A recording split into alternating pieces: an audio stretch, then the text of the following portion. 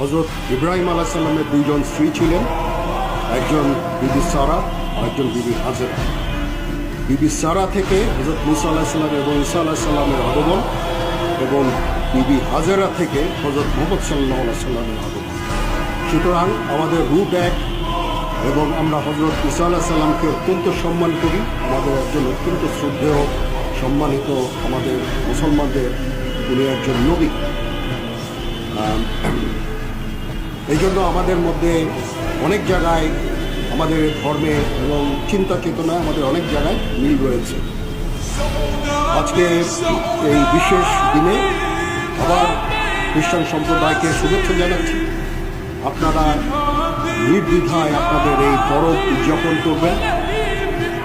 আমরা সারা বাংলাদেশে বিভিন্ন জায়গায় আমাদের লোকজন আছে, সেনাবাহিনী এবং আপনাদের বিভিন্ন ধরনের